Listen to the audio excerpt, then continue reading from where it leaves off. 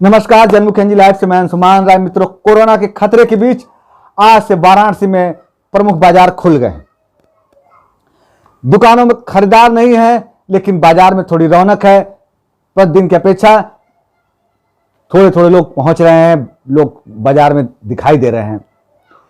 चौथे चरण के लॉकडाउन में केंद्र सरकार द्वारा रविवार की रात में ही गाइडलाइन बना दी गई थी, लेकिन उत्तर प्रदेश सरकार द्वारा एक दिन बाद और जिला प्रशासन द्वारा 2 दिन बाद गाइडलाइन जारी करने के चलते आज से वाराणसी शहर की दुकानें और बाजार खुले। जिला प्रशासन की गाइडलाइन के अनुसार सोमवार, बुधवार और शुक्रवार बाएं तरफ की दुकानें खुलेंगी और मंगलवार, बृहस्पतिवार और शनिवार रोड के दाहिने साइड की दुकानें खुलेंगी।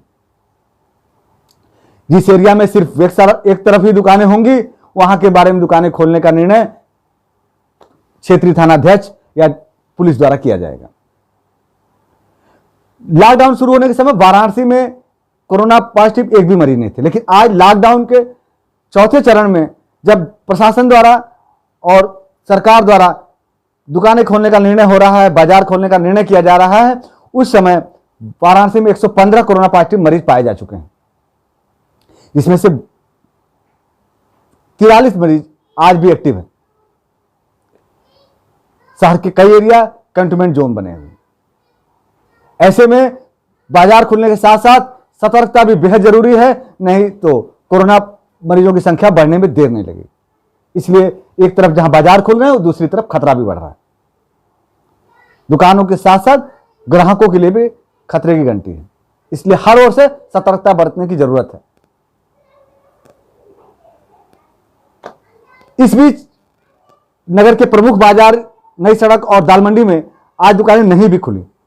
क्षेत्रीय व्यापार मंडल का मानना था कि 4 दिन बाद पड़ने वाले ईद के चलते ग्राहकों की भीड़ ज्यादा संख्या में उमड़ेगी, जिसके चलते संक्रमण का खतरा हो सकता है।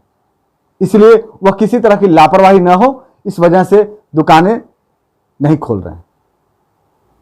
वैसे इस संदर्भ में इस क्षेत्र में इस तरह की भी अफवाह फैलाई जा रही थी कि ईद के समय ईदगाहों में नमाज की अनुमति न मिलने के चलते क्षेत्रीय बाजार के लोग दुकानें नहीं खोल रहे। लेकिन दुकानदार और बाजार के पदाधिकारियों का मानना था कि वह सिर्फ और सिर्फ किसी तरह की परेशानी न बढ़े, इस वजह से ईद तक दुकानें नहीं खोलना चाहते। मैं फारूक खान, नेशनल व्यापार मंडल अध्यक्ष। सोशल डिस्टेंसिंग को देखते हुए हम लोग एहतियात बरता जा रहा है कि भीड़ इकट्ठा ना हो मार्केट में, इसलिए हम लोग दुकान त्योहारबाजी खोलने का डिसीजन लिया गया। समस्त दुकानदारों ने दुकान खोलने का डिसीजन त्योहारबाजी लिया।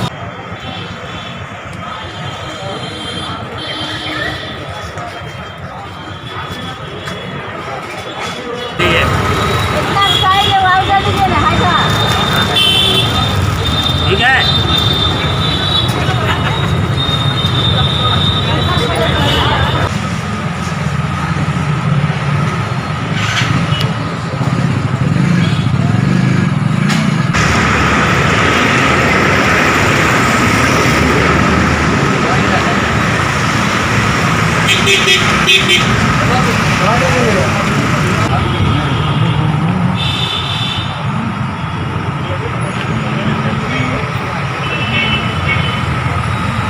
काफी मस्जिद के सामने देर रात लगी अचानक आग से हड़कंप मच गया। विश्राम मंदिर के गेट नंबर 4 पर एक रससाला नामक होटल है, जिसमें देर रात एसी में शॉर्ट सर्किट से आग लगी, जिसके आग इतनी तेज थी कि आसपास के लोगों के हाथ पांव फूलने लगे। वहां पर तैनात सुरक्षा कर्मियों ने तुरंत फायर ब्रिगेड को सूचना दी और मौके पर पहुंचे फायर ब्रिगेड कर्मियों ने थोड़ी सी मशक्कत की और अंत में आग बुझाने में सफलता हासिल की। बात अगली खबर की।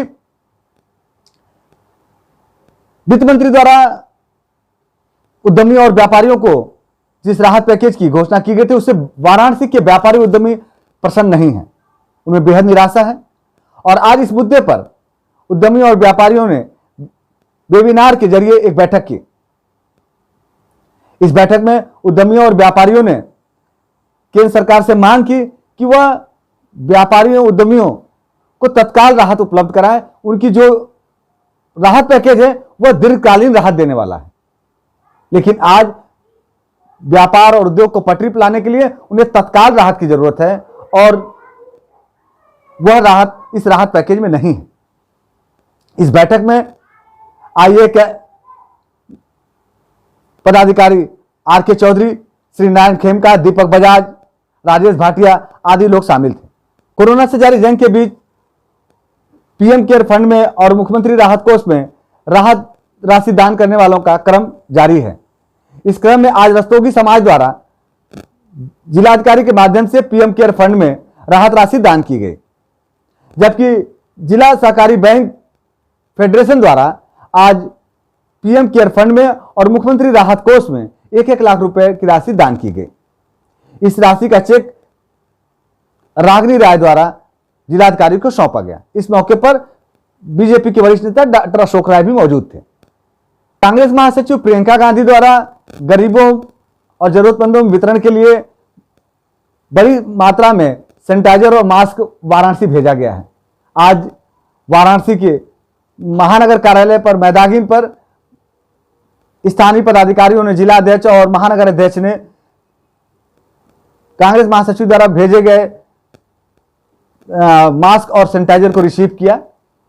इस मौके पर कांग्रेस के वरिष्ठ नेता अजय राय भी मौजूद थे।